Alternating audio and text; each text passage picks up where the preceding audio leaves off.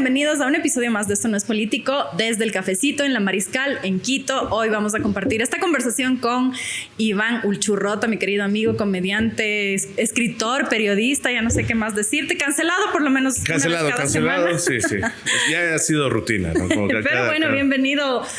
Al fin se da este episodio que hemos hablado hace mucho tiempo de poder hacerlo. Y creo gracias. que qué gusto estar aquí para poder hablar contigo y de tantas cancelaciones semanales que tienes. No, igual. Empezar por eso, ¿por qué la comedia? ¿Por qué la comedia? Porque sí creo que es una... Me han preguntado con el periodismo y la comedia, siento que la comedia es más confiable. Porque sí siento que es un canal para rozarse un poquito con la maldad, sin llevarla a cabo. Creo que es importante. Creo que en mi familia siempre estuvo la comedia muy presente. Mi papá, mis primos, mi mamá, y el humor más oscuro posible. O sea, yo todavía recuerdo como momentos en funerales, de solo un contacto visual rápido con mi mamá y de, oh no, como este es un problema. Está pensando en lo mismo. Está pensando en lo mismo. Está como alguien estaba llorando raro y de repente solamente es como hacer así, verle a mi mamá como invirtiendo todo el esfuerzo cognitivo del mundo a no reírse, pero viéndome a mí como es chistoso.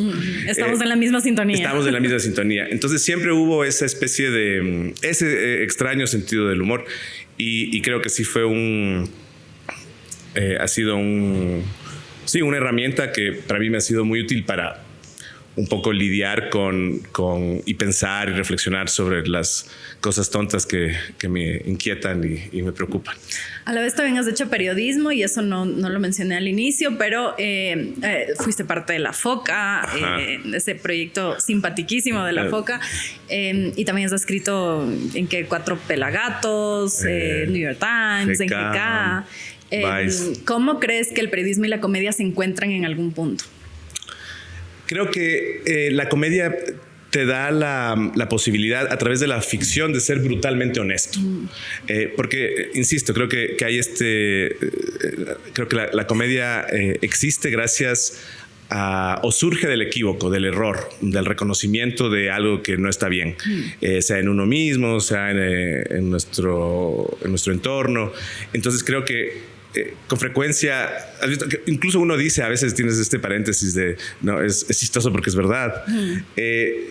Con frecuencia creo que la comedia tiene esa capacidad de, a través de mentiras y de impresiones y de pulsiones y de gestos, revelar muchas cosas incómodas que en el día a día no nos atrevemos a decir, a reconocer, a pensar. Como que pienso mucho en los malos pensamientos católicos. Creo que esa es como la carne de la comedia y se parece al periodismo en el sentido de que creo que el periodismo, parte de su función primordial ahora ya no es tanto la divulgación, sino la investigación, y es el poder decir lo que no se puede decir, ¿no? Lo que puede ser incómodo, puede ser incómodo, ¿no? Necesitas de estas voces que se atrevan a decir, incluso se atrevan a confrontar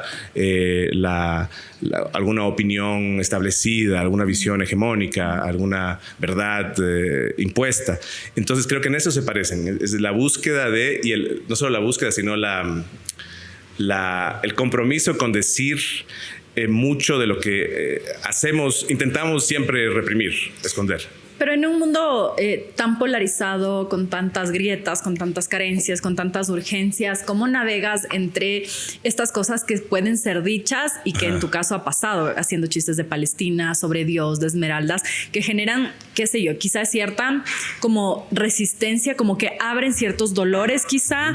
¿Cómo se navega en medio de eso sin que el chiste se convierta en un acto más percibido como violencia? Creo que es muy importante acordarse de que no... A mí me llama mucho la atención esta idea de que las palabras son violencia. Creo que hay una violencia muy real, física, material, y creo que las palabras...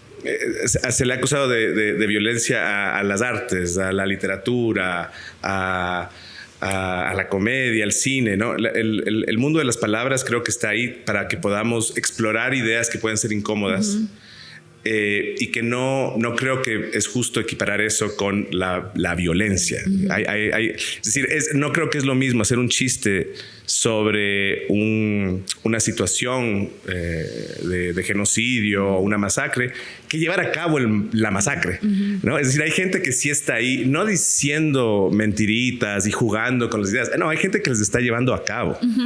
Entonces, me parece que creo que se confunde mucho la causa con el efecto. Entonces, mientras haya un problema, mientras haya violencia, va a haber humor sobre la violencia. Es una forma de procesar lo que pasó. No solo de procesar, sino de reaccionar. Decir, no puedes reírte de algo, para mí es como decir, no puedes llorar sobre algo. La risa es una pulsión. Se activan una serie de circuitos físicos. Es una forma de reaccionar para soltar la tensión, ¿no? Entonces creo que se confunde mucho con el humor, se confunde mucho la causa con el efecto. La causa de la violencia no es el humor, nunca es el humor. La causa de la violencia es la política, la causa de la violencia son ciertas visiones ideológicas, son prejuicios, son visiones culturales, son formas de pensar, son prácticas. El humor es una forma, es un síntoma, es algo que es el efecto de esto. Y mientras haya violencia, va a haber chistes sobre la violencia. Creo que ¿Por qué reírse sobre eso? Nos vamos a reír porque es inevitable. Creo que el tema y creo que ahí donde chocan mucho las visiones más moralistas al respecto, es que la risa no es una decisión. Entonces el humor es esta especie de dispositivo de ver, mira, ¿dónde genero eso? Y creo que es un dispositivo que a veces es arriesgado, a veces te lleva a lugares complicados, pero es precisamente este juego de mira, estos temas difíciles sí te generan risa. Sí pueden generar salud. Ya iba a estornudar. No hay episodio en el que no estornude. Bien. Y ahora que hay polen, en todas alergia horrenda al polen, ¿has visto estos pedacitos así que son como pelucitas? Así, y ahorita tenemos la ventana abierta y entra un viento lindísimo, pero mi nariz está sintiendo el polen, así que te interrumpí en la idea. Perdón por eso. Yo por eso pura pastilla antialérgica, porque si no estaría también como no podría. Pero tú decías una cosa sobre el humor, que es como quizá, o retomo un poco las palabras, también una vía de escape para confrontar ciertas cosas dolorosas con el mundo. Aquí estuvo Bonil, estuvo también Majo Reina, y con ellos también hablamos del humor. Bonil decía, el límite del humor es la no risa, decía él en estos términos. Majo también hacía un concepto similar. Para ti también el límite es el momento en el que una persona no se ríe, ¿o cuál es el límite? A mí me parece chistosa la conversación sobre los límites del humor, porque es que es un tema muy recurrente, ¿no? Pero no es tan recurrente con cuáles son los límites de la literatura, cuáles son los límites del cine. Porque sentimos que el humor, equiparamos la risa con el ataque, con el desprecio, que no tienen nada que ver. Entonces, por eso necesitamos pensar en cómo controlamos al humor, cuando el humor está ahí en el mismo lugar, que la comedia está ahí en el mismo lugar que la literatura, que el cine. Entonces, además, en los límites del humor, siento que mientras más pienso al respecto, más más convencido estoy de que es una pregunta que no tiene mucho sentido, porque el humor, y esto repito muchas veces, el humor es el límite. Es decir, el humor surge precisamente cuando no se puede ni decir ni pensar algo. El humor surge del equívoco, surge de un poco la ruptura de una lógica. Mira, con los niños chiquitos, lo primero de lo que se ríen, de lo que se empiezan a reír, cuando no es solo las cosquillas, cuando no es solo lo físico, ¿qué concepto o qué idea empieza a generar risa?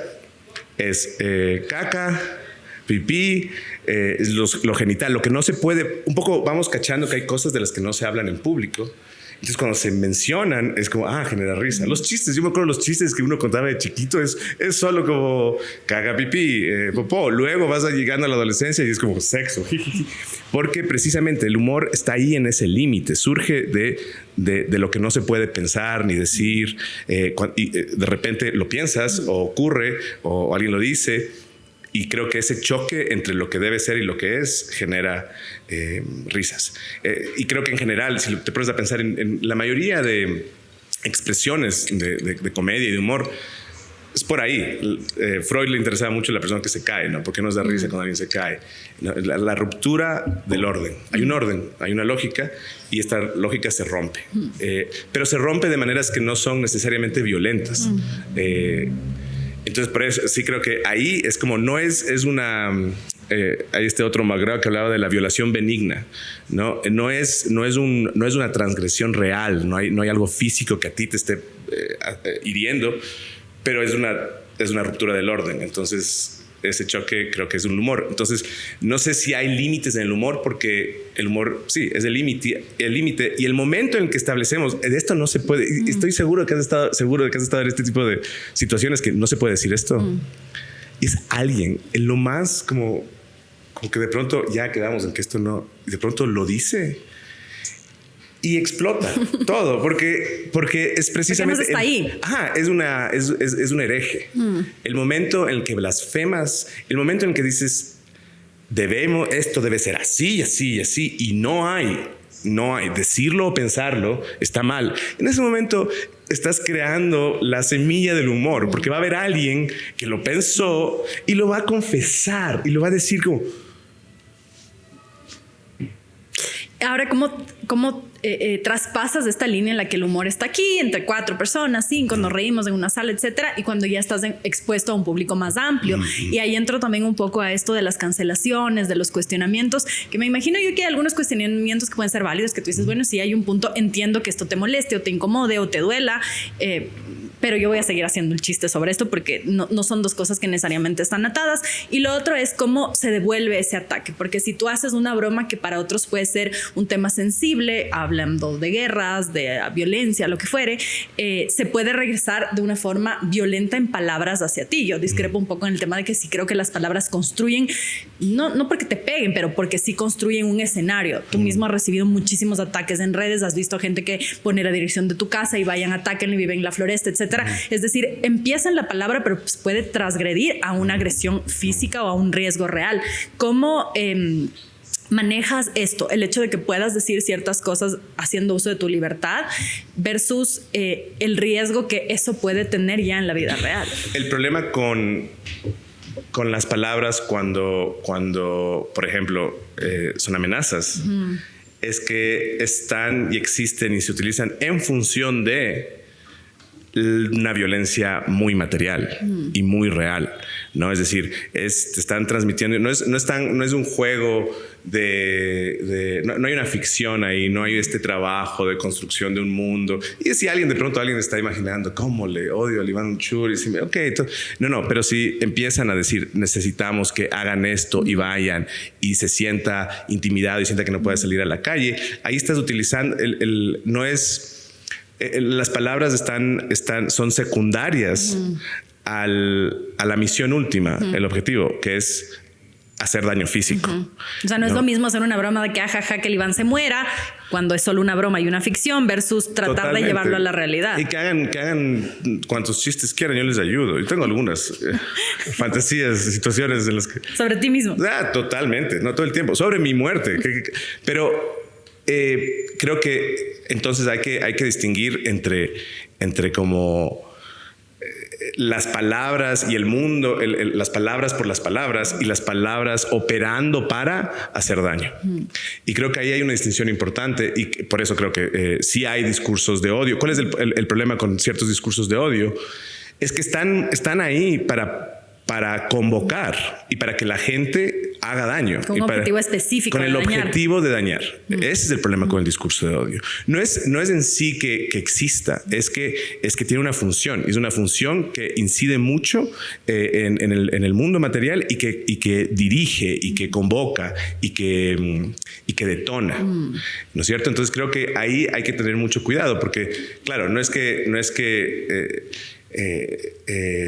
simplemente no hay un daño en un insulto o en llamadas a la violencia. Por supuesto, eso es grave, pero no por las palabras en sí, no por las palabras que se utilizan, no por los términos, y por el acto sino posterior. Por el acto y por el propósito. ¿Cuál es el propósito?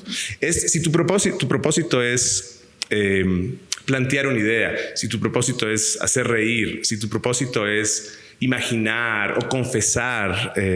O evidenciar incluso una problemática a través de algo muy duro, de palabras que pueden ser duras o reveladoras. Claro, no estás buscando hacer daño. Creo que cuando en verdad el propósito es dañar, y eso es evidente, y eso se puede identificar de maneras muy, muy claras, como estas, las amenazas. Una amenaza, aunque no sea alguien con acceso a sicarios, es una amenaza que sí puede cambiar, o sea, como que sí establece, cambia la vida para quien la recibe, ¿no es cierto? Y en tu caso, ¿cómo ha cambiado eso? Porque ahora es bastante común a través de redes las personas que tienen una voz o incluso en tu caso que hacen bromas puedan ser amenazadas, y en un país tan violento y con los índices que tenemos no es algo que pueda pasar, como ser minimizado. ¿Cómo manejas eso? Para mí fue interesante porque yo por mucho tiempo lo ignoré. Y sí lo minimicé y como decía, bueno, ahí no seas dramático, Iván. Y en algún momento también conversando con personas que, o sea, hubo un momento en que a quien quiero mucho se encontró algunos de sus comentarios y estaba en verdad preocupada, o sea, le vi mal. Y me decía, esto no sé cómo no nos has contado, esto es grave, esto no es solo haters, no es solo alguien haciendo chistes, eso es excelente que lo hagan. Es gente que está cultivando este odio y un poco motivando precisamente eso, el que se te haga daño a ti y a gente con la que trabajas, a ti y a familiares, y a ti y a amigos y entonces y seres queridos. Entonces como ahí fue cuando dije, no, aquí hay que hacer algo, porque sí creo que cuando no se hacen esas distinciones, dicen, es que es lo mismo. Y no creo que es lo mismo. Podemos tener todas las diferencias y los desacuerdos sobre el estilo, digamos, el sentido de humor de cada uno.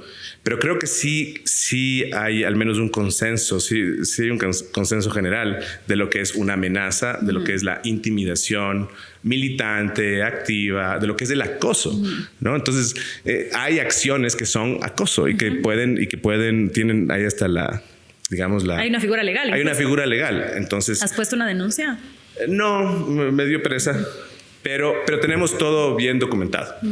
Porque en efecto, hay hasta un abogado amigo que ha estado aquí que me dijo, yo te hago esto pro bono, porque es acoso. Y pueden ser ustedes, pero luego puede ser cualquier otra persona, porque es distinto decir, voy a hacer un chistecito sobre esto, voy a hacer un meme sobre tal persona, a decir, este día le vamos a caer y vamos a caer a todos quienes comentan y vamos a publicar su información y su información personal y sus direcciones. Eso es acoso y es un delito. Es acoso, intimidación, hostigamiento. Entonces creo que es no sé, a muchas, creo que con frecuencia se juntan las conversaciones sobre el humor como si fuera el mismo caso que el acoso y el hostigamiento. Claro. Y no son lo mismo. Claro. Son figuras y son debates distintos. Y creo que en el uno de pronto sí hay un debate y una conversación que se puede seguir teniendo. En el otro creo que está bastante claro, incluso legalmente, lo que es acoso, hostigamiento, etcétera. ¿Y alguna vez has pensado en dejar de hacerlo a raíz de que hay ciertos momentos como de mucha violencia que luego quizá pasan, pero que en ese momento pueden ser muy molestos o te pueden incluso golpear? Cuando tú dices que además a la familia, etcétera, capaz lo piensas dos veces. ¿Algún momento has dicho como que capaz no debería decir esto, no debería hacer esto? Todo el tiempo antes de hacer el chiste. Es que es chistoso, es lo que te digo, porque lo que me parece interesante es este momento en el que es como que se te ocurre,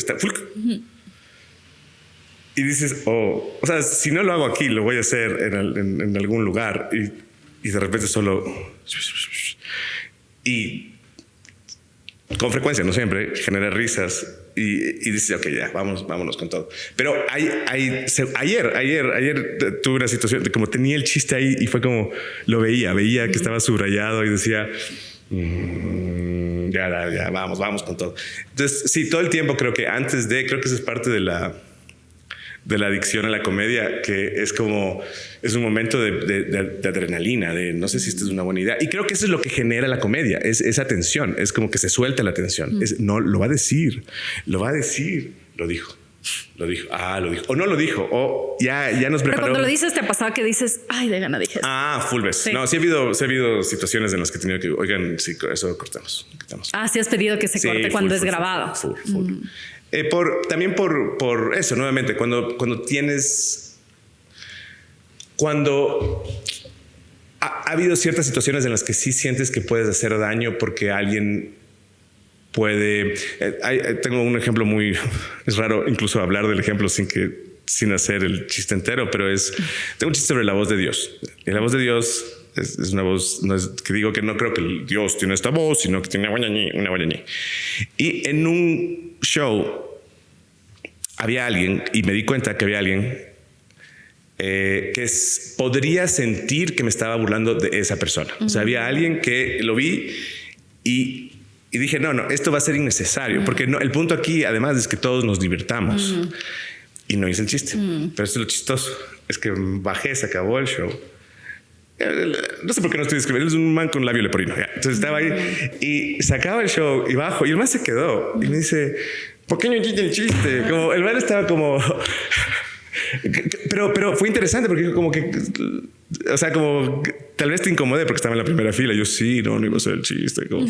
Pero porque le pusiste un rostro real a la persona que podía ser incomodada, porque cuando es una masa quizá es más fácil hacerlo. Y pienso, por ejemplo, en ese chiste por el que les cancelaron un montón sobre Palestina, que es una masa invisible a quien tú probablemente puedes estar hiriendo, lastimando, incomodando, lo que fuere, pero no es una persona en concreto que literalmente está sentada al frente tuyo y que es un ser humano, y ahí es donde te das cuenta que al humanizarle al otro, o sea, al verle como una persona, entonces piensas dos veces porque también estás pensando en esa persona. Pero además ahí también es real, porque con esta otra cancelación es literalmente fueron trolls que ya estaban obsesionados con nosotros desde hace rato, y a los que, yo insisto, es como que no les das mucha importancia porque tampoco entiendes por qué te dan tanta importancia. Pero no hay gente de verdad que sí se enoja y te reclama o te escribe, o amigos o conocidos que te dicen, porque por ejemplo en mi caso, y estoy pensando mucho porque estoy linkeando con el periodismo cuando tú dices que sí piensas cuando vas a hacer el chiste, porque yo llevo unos años ya pensando, incluso esta columna sería buenísima, pero no la quiero sacar porque es hate, violencia, entonces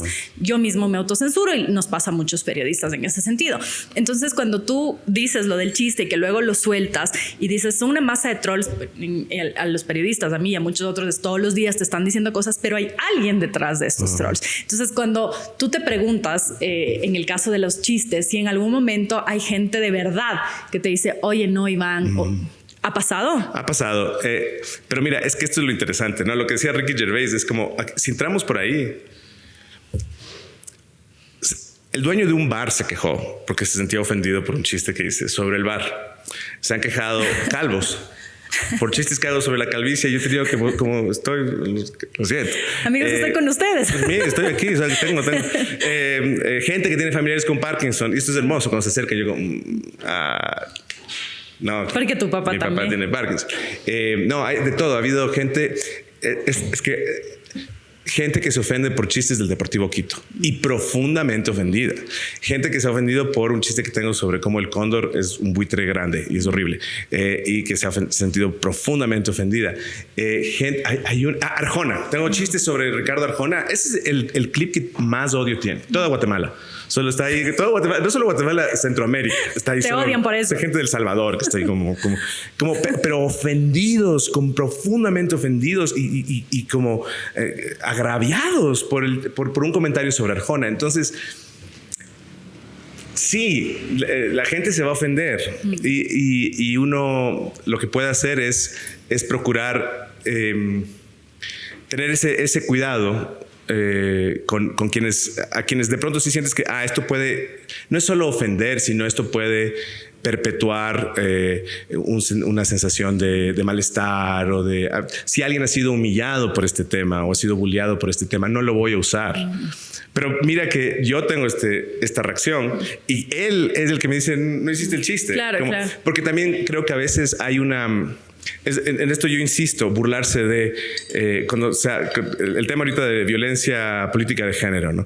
Que yo creo que debemos tener el derecho a burlarnos de hombres, de mujeres, de todas las razas, todas las clases. Y creo que más bien a mí es una alerta cuando alguien dice, me acuerdo un chiste que tenía el Ave Jaramillo sobre los chinos, y veías ahí un montón de hipsters ofendidos, los chinos, y era, brother, no necesitan tu ayuda. Sabes que los chinos no son niños, son de hecho como nación, son uno de los grandes poderes del mundo. ahí me alerta un poco este racismo interno de que te trasluce en condescendencia. No puedes hacer chistes sobre Leonidas Issa. No. Y lo ves ahí el hipster así todo como. Pero es simpático porque se vuelve a cruzar con el periodismo y creo que lo hemos hablado tú y yo cuando hacíamos cobertura del paro. A nosotros nos decían, pero a los indígenas no les puedes decir eso. Es como, ¿por qué? Son actores políticos que merecen el mismo escrutinio que cualquier otro. Son adultos inteligentes, capaces de recibir crítica. Leonidas Issa no necesita tu ayuda, no necesita tu protección, amigo hipster de la floresta. Que sientas que un actor político tan importante como Leonidas Issa necesita de tu protección. Está revelando tu racismo, porque le estás viendo como un niño chiquito. Claro, la infantilización de los indígenas por ser indígenas. Claro. Entonces, para mí, más bien, hay este jueguito interesante. Es lo mismo que ha pasado con las funas. Muchas de las personas, hubo alguien que me escribió en apoyo, alguien que más bien es muy activo en este tema pro-Palestina, y me decía, la cantidad de veces que yo escucho chistes muchísimo más violentos y sangrientos a escondidas, para luego verles como los adalides de la moral. Políticamente correcto. Me decía, esto me molesta mucho. Y yo sí creo que confía en quien juega a ser malo, pero que a escondidas y sin tener que mostrarle al mundo hace lo que es correcto, y desconfía de quienes hacen una carrera o una imagen, una marca de superioridad moral. Creo que esa gente que tiende a ser la gente que peor reacciona ante el humor negro, esa gente es de cuidado, porque el jueguito es que yo nunca he pensado eso, yo nunca he sentido eso, cuando creo que la función del humor está decir, ¿sabes qué? Podemos sentir y pensar cosas horribles, todos podemos pensar cosas horribles, que las hagamos es distinto, y tal vez la manera de no hacerlas es reconociéndolas y reírnos y decir, wow, sentí eso, qué fuerte. Que es un tubo de escape también. Sí, no, soy capaz de sentir y pensar esas cosas, qué loco. Pero ahí viene la capacidad del ser humano también de ser racional, es decir, claro, puedo pensar, puedo sentar, pero no voy a ejecutar algo necesariamente. Claro, son las acciones. Entonces, creo que ahí, tal vez esa es la diferencia primordial, creo, entre las palabras que sí pueden llevar a, pero no podemos negarnos y censurarnos de la posibilidad de reconocer nuestra maldad. Porque si no lo hacemos, ahí yo creo que yo estoy seguro que Hitler nunca estuvo como, tal vez soy malo, ¿no? ¿No es cierto? No imagino a ninguno de estos grandes genocidas. Netanyahu no está ahí como reconociendo como no, hay un lado mío como muy claro, muy es el paranoico, que siempre piensa que está haciéndolo bien. Todo, o sea, claro, cuando hay alguien ahí que está de inquisidor o inquisidora de la moral, que no se equivoca, que no siente nunca ni piensa nada malo, esa es la persona más de cuidado. Porque esa persona cree, o sea, nunca va a ser capaz de cuestionarse a sí misma. Y el hecho, o sea, porque creo ni siquiera acepta lo que tiene ahí. Nunca lo va a aceptar. Claro. Entonces, esa persona prefiere crear monstruos malos que están otros ahí y que hay que denunciar y que son otros. Y se va a dedicar un poco a esa cacería de monstruos que son la causa de los males del mundo.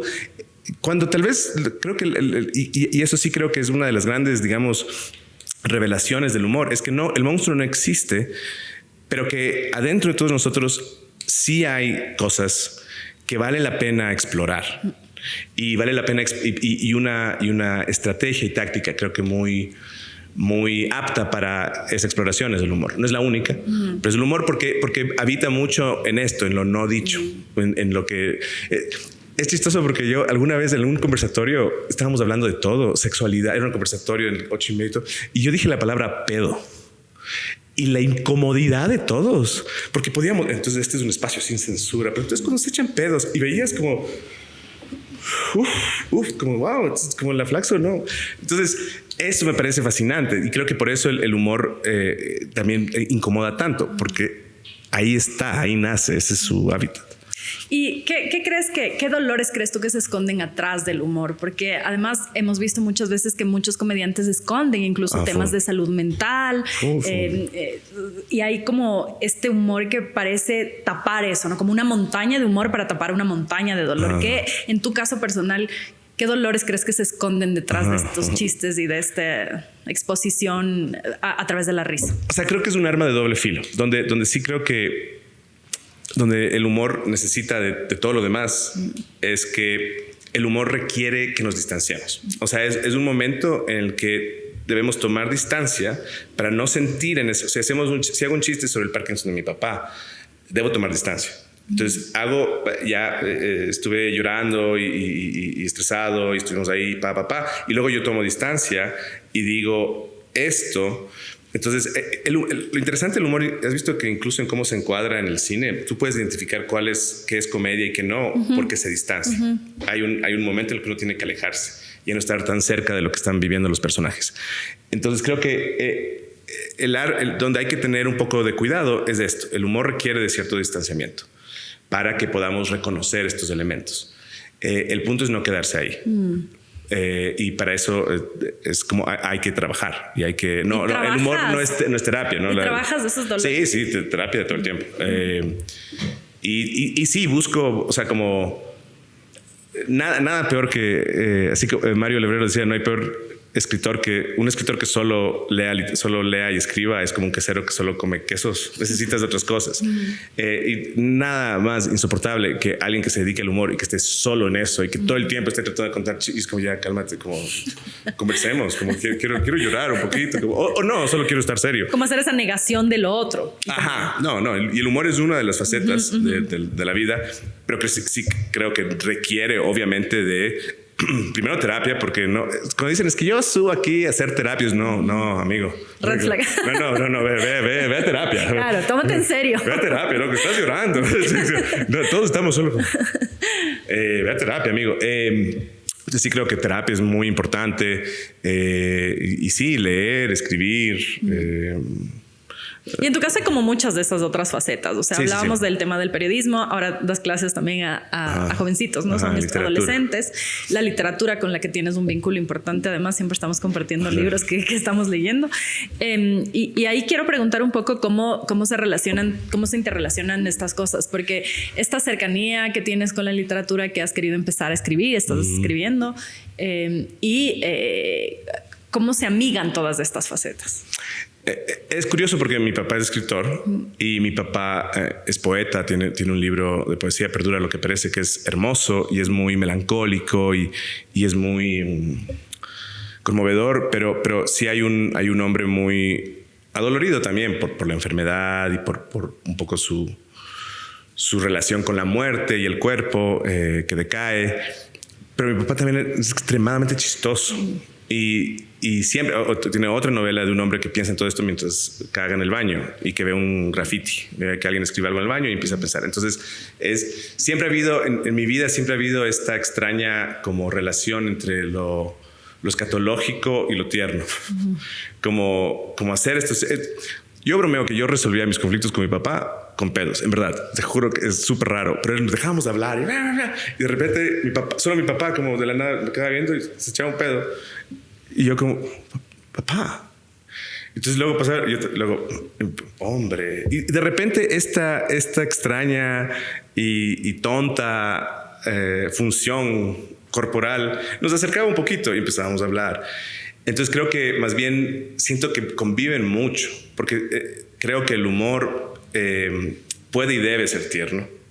Y esta confrontación con lo escatológico y con lo malo y con lo que no confesamos y con lo que genera ansiedad y depresión, si nos quedamos ahí un rato más, también genera poesía y puede ser como el lugar para escribir cuentos o lo que sea, o filosofía, o reflexionar sobre un montón de cosas.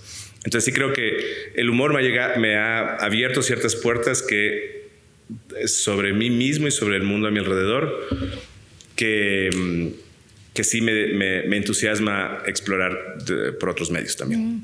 Y ahora que has mencionado a tu papá varias veces, ¿cómo se vive esa vejez de los papás? O sea, en la medida en la que quieras compartir su enfermedad y cómo te acercas tú como hijo a eso, cómo es esa aceptación también de la adultez ya en todo su peso y también de la eventual ausencia de los padres, que es un golpe que aquí hemos hablado con algunos invitados sobre eso, sobre la muerte de un padre. En tu caso no ha ocurrido eso, pero este camino de la enfermedad que también puede ser muy doloroso. ¿Cómo transitas eso como hijo? Con chistes. No, es que con mi papá, es que con él, o sea, no voy a entrar en detalles sobre la situación, pero hubo un momento que fue de los más difíciles. Y ni siquiera estábamos en Quito, estábamos en Cali. Y digo Quito porque por el tema de la luz eléctrica, estábamos en Cali y era como que todo era difícil. Y de la nada se fue la luz. Y empiezo a escuchar la risa de mi papá, o sea, como el momento más vulnerable y todo, como solamente empezó a cagarse de risa, y yo también, y era como, Dios, o sea, esto es complicado, ¿no? Sí, no, tiemblo. Y entonces creo que estos pequeños detonantes de humor sí nos han permitido hablar mucho y que intentemos, por eso hablaba del arma de doble filo. Creo que está el distanciamiento, que es necesario, pero creo que donde hay un riesgo es que uno solo se distancie. Y que porque ese distanciamiento también puede ser una especie de muralla, puede ser una forma de no sentir y de evitar temas y de evitar confrontar ciertas cosas y de evadirlas. Creo que hay que tener cuidado de que eso no ocurra. Y entonces requiere de que si te ríes porque se fue la luz. Y luego... Que es la suma, además de todas las pequeñas desgracias que en ese momento habían pasado. Claro.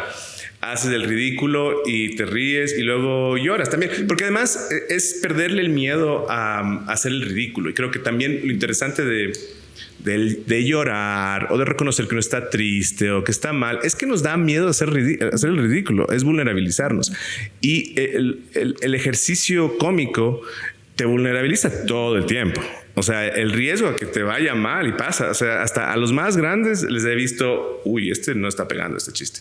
Y es perderle el miedo al ridículo, es reconocer, exponerte por completo. Y esa exposición creo que si idealmente, si se hace bien y si un poco uno hace el trabajo que se necesita, también te va a ayudar y te va a hacer perder el miedo a exponerte de otras maneras, como llorar. ¿Por qué no llora uno? Porque hay un montón de como, no, loco, no puedes llorar. Bueno, a ver, lloras raro. Lloras raro. Entonces, ¿y eres llorón? Soy llorón. ¿Cuándo lloras? Películas. Como Henry Cucalón. Sí, se sentó donde estás tú y dijo que llora cuando ve Notting Hill. No, es como... Qué raro. Yo sé. No, la Cinema Paradiso. Ay, sí, o sea, eso es muy triste. No, la musiquita de Cinema Paradiso. No. Como hasta le muestro a la gente y como que, esta. Y ponen yo, no. Es como automático. Como, y sí, películas. Pero no me gusta llorar porque lloro raro. Creo que todos los hombres lloramos raro. Porque he visto como dicen, no, llora conmigo. Y luego te escuchan llorar. Y veo que se arrepienten. Okay, como que, sí, lloramos. Sí, porque aquí lloran, pero todos se controlan. Claro. No creo que nadie haya llegado. Cámaras como, aquí no. Ya con mocos. Y como, porque eso es son horrible. Las lagrimitas pequeñas. Sí, no. Puedes secar con una servilleta. No, por eso te digo, se abre esa puerta y es con mocos. Y este ruido raro. Entonces es como que intento, yo digo, no me quieren ver llorando, pero sí está, creo que después de tanta exposición y de un poco de 8 años casi de hacer comedia, creo que sí uno le pierde el miedo al ridículo. Y creo que eso sí puede ponerte en contacto, no siempre, pero puede ponerte más en contacto con estas otras facetas. ¿Y cuándo fue la primera vez que dijiste, pensaste o decidiste hacer comedia? O sea, si me voy a subir a este stand-up, ¿o cómo fue la primera vez? Yo siempre quise, amaba, iba a todos los stand-ups posibles en Nueva York cuando vivía allá. O sea, siempre quise. Y tenía así mis chistecitos por ahí y los publicaba en Facebook, cuando Facebook no era un ancianato. El Ave Jaramillo y Daniel Benavides, a quienes conoces también, en este bar organizaron este Open Mic. Y un día me dijo, cae, el Ave, ven a ver. Y yo caí a ver. Y el man, sin decirme, me anunció, me dijo, el siguiente comediante no sabe que se va a subir, pero y yo me subí y estaba súper nervioso. Y el Ave me dijo, solo lee tus chistes de Facebook. Y tal cual. Literal, te pusiste a leerlo. Sí. No, creo que ni siquiera, o sea, no tuve que hacerlo porque ya me acordaba de todo. O sea, allá arriba te soltaste. Sí, fue hermoso porque las primeras veces en los Open Mix la gente tiende a ser muy generosa y fue muy bonito. Y dije, esto me encanta. Y luego fui terrible durante semanas, pero luego no podía parar y ya poco a poco fue volviéndose más una disciplina. Pero sí, le debo al ave que me sorprendió con eso. Pero en tu conciencia siempre estaba, desde muy temprano al menos, la idea de hacer algún tipo de comedia de alguna forma. Siempre humor. Cuando escribía, o sea, como el otro día encontré mi propuesta de tesis en la U y era cómo la filosofía, o sea, el humor era en Diógenes y en muchos de estos presocráticos había este espíritu, por sobre todo humorístico, de joder, de romper el orden. Y que entonces iba por ahí, como esa era porque estudié filosofía, entonces iba por esta como conectando el ímpetu de joder y transgredir en el espacio público con el humor, con este espíritu de decir y argumentar cosas que a veces no tienen sentido, pero jugar con los conceptos. Los sofistas, por ejemplo. ¿Te gusta picar? Me encanta picar, es lo que amo. Pero ves, los sofistas hacían eso. Los sofistas, el juego de los sofistas era jugar con argumentos. Entonces, Sócrates dice que la verdad es la verdad. Mira cómo yo puedo usar las palabras y hacerte pensar cosas que no son la verdad y llevarte por ahí. Yo creo que, por ejemplo, el stand-up es jugar con argumentos. Hay un argumento y uno juega con estas lógicas para romperlas, pero lo que sí haces es como argumentas algo y le llevas al público a que te acompañe en este extraño lugar en el que vamos a estar un rato y vamos a decir, wow, esto fue raro. Y luego podemos respirar y decir, qué bueno que era solo un chiste. ¿Y qué aprendizaje crees que es el mayor que te ha dejado la comedia? Muchísimos. Dudar mucho de los moralismos. Creo que en verdad me expuso mucho a gente que dentro de todo tiene conciencia de sí misma. La autoconciencia, la autoironía. Creo que es tal vez de las facetas más importantes en la vida. Ser capaz de decir, wow, yo tiendo a esto, yo hago esto me da miedo, esto me gusta. O sea, confrontarte contigo mismo. Ajá. Y creo que haciendo comedia y trabajando con gente que hace comedia y comediantes, humoristas, sí me he rodeado de mucha gente que puede ser un desastre en todo lo demás, pero que en la mayoría de casos es autoirónica. Tiene conciencia de sí misma, o sea, es capaz de reírse de sí misma, de decir, esto me afecta, tengo esta pulsión, esto me duele. Y cuando eres consciente de ti mismo, es difícil ser moralista, porque yo sí creo que el humor te desautoriza. O sea, es extraño porque te desautoriza y al mismo tiempo, porque estás consciente de estas cosas, eres capaz de reírte y de reconocer la farsa detrás de tantas otras cosas. ¿Y te hace menos juicioso y prejuicioso? ¿O no? No sé, creo que puedo ser muy prejuicioso. O sea, es lo que te digo, hay cierto tipo de perfil que digo, no, esta man quema libros. O sea, como ya les veo, así ya veo el lenguaje que utilizan. Entonces se pone muy como, es que yo sí creo que la estructura derridiana de la posibilidad del individuo en su propia negación, y digo, no, esta persona quema libros. O sea, pretende leer los mismos textos para utilizar esta jerga que no dice nada, pero cree en censurar y le incomodan las ideas que no se encuentran ahí, o que le incomodan. O sea, las ideas que no cuajan con esta visión, este man las quema. Entonces sí tengo este prejuicio y me he sorprendido. Me he sorprendido de gente que va a los shows y que yo, no, es como, Dios, es maestría de género de la andina. Y en la mayoría de casos, sí, es tal cual, es como que para mí son como indistinguibles de cualquier católica cruchupa. Es solo estar ahí. Son con dogmas. Dogmáticas, moralistas, listas inquisidoras, listas para ver dónde hay pecado, porque es pecado. Porque si tú ves el discurso del dogma políticamente correcto, es igualito al del pecado y la blasfemia católica. Es dónde están los pecadores. ¿Dónde están los pecadores? Y quémenlos y persíganlos. Hay que quemar a los pecadores. Es la misma lógica. Nosotros no somos pecadores. Nosotros no somos el pecado. La blasfemia está allá afuera y hay que identificar y denunciarla. Entonces cambian los estándares. Ya el catolicismo no está de moda. Ahora está de moda esta otra forma de de fanatismo. Y ves las mismas personalidades. Y sí he sido prejuicioso, pero también le he acertado mucho. Hace poco, es una monjita, o sea, te juro que es indistinguible de una monja. Es una activista que después de un show me dijo, ¿puedo hablar contigo? Una activista que con la misma mirada de mártir. Solo cambia el dogma. Yo no siento estas cosas. Yo he ido a trabajar con los... ¿Y cómo puede alguien reírse de ciertos temas? Es como, entonces sí, eres un ser de luz. Pero mira cómo en verdad tú estás convencida de que eres moralmente superior y de que el pecado y la blasfemia deben ser erradicados. Y es la misma lógica, es los pecadores que deben ser quemados y denunciados. Y además, dentro de esta política y visión e ideología de vigilancia, que es católica. Oye, y tú has hablado mucho de incomodar con el humor y tal. ¿Y a ti qué te incomoda? Los pupos. Los ombligos. Se llama onfalofobia. Y es horrible y es como es una fobia, en verdad existe. Tú lo me estás creyendo, pero es de ser. Es como la gente que tiene como fobia a los agujeritos. Sí. Como que ves muchos como en un panal. A mí no me gusta. Son horribles. No sé si fobia, pero no me gusta. Yo no puedo, o sea, como que y si quiero que censuren y a ningún ombligo. Pero alguna vez TikTok escuchó y estaba yo y de pronto era como los ombligos saliditos, o sea, como cancelación a los ombligos salidos. Y no puedo. Hay cosas que me incomodan, pero son cosas como incomodidades muy corporales y cosas que no.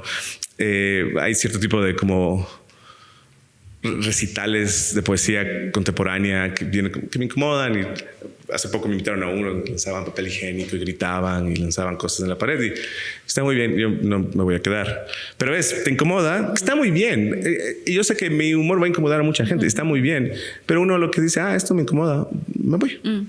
Y creo que eso es muy importante, poder distinguir entre lo que me incomoda a mí personalmente y lo que debe desaparecer. Claro. Lo que me incomoda y hace que efecto inmediato es que yo me vaya. Ajá. No estoy pidiendo que en el mundo desaparezca eso porque pues cada quien verá lo que hace. Que está muy bien, ¿no? Entonces creo que eso es súper importante y no todo el mundo hace esa distinción. ¿Y qué te asusta? Full cosas. Ahorita el Ecuador, como... Sí, creo que últimamente sí me he sentido como más afectado por ver las noticias. ¿Qué más me asusta? Me asusta... ¿En este Ecuador te asusta la muerte? Porque se ha sentido, no sé, de alguna manera más cercana cuando ves tantas noticias a diario de muerte. Sí, me asusta la muerte. Pero más que la muerte, me asusta perder a mis seres queridos. O sea, la muerte de tus seres queridos. Ajá. O ni siquiera como tal. No, qué curioso, porque no pienso necesariamente en muerte, sino en, o sea, estas situaciones horribles, de ausencias o sí que también que no estén bien, que no estén seguras, o sea, que simplemente todos los posibles riesgos y amenazas que en este país son cada vez más latentes, uno no quiere que, digamos, afecten a quienes uno quiere. Y sí hay momentos que es como me estresa mucho. Es que estoy yendo caminando y es como... la tensión ahí. Sí, como... Y me pongo medio paranoico y cositas así. Pero eso, sí, ahorita en este país es difícil no tener miedo, ¿no? Y un poco terminando, tu relación con el periodismo. Ajá. ¿Qué tan tóxica es? Uy, la relación más tóxica...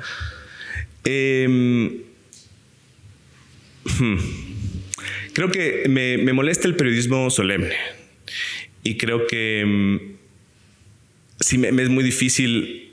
¿Qué es el periodismo solemne? Esta idea de que hay una forma de hacer periodismo y un estilo que debe seguirse. Y no tanto con el contenido, porque estoy de acuerdo que haya una metodología, claro, y estándares y una, digamos... Unos mínimos estándares de trabajo periodístico. O sea, coincidimos en que la data, urgencias del portal, todo eso no es periodismo. Que no es periodismo. Okay. No, totalmente. Pero creo que también hay mucho miedo a experimentar con la forma. Y creo que en la forma sí se puede experimentar un poquito más de lo que nos hemos atrevido en este país. Y me pasa porque yo no... O sea, el otro día veía como... tú sabes esto, estoy seguro que reconoces lo que digo, que reconoce a la gente que estudió periodismo de carrera así completamente y ya tiene la voz. Entonces de repente estás conversando con ellos y bueno, el presidente de la República, como que solo me da, como, ¿cómo no te ríes? Me da chiste, esta es la voz, como el presidente de la República dijo ayer en su... estas formas del periodismo me incomodan un poco. Me incomodan un poquito, ¿no? Y no puedo, nunca pude como cumplir con ellas. Pero de ahí creo que en este país sí es especialmente importante el trabajo que haces, el trabajo que hacen muchos de nuestros colegas.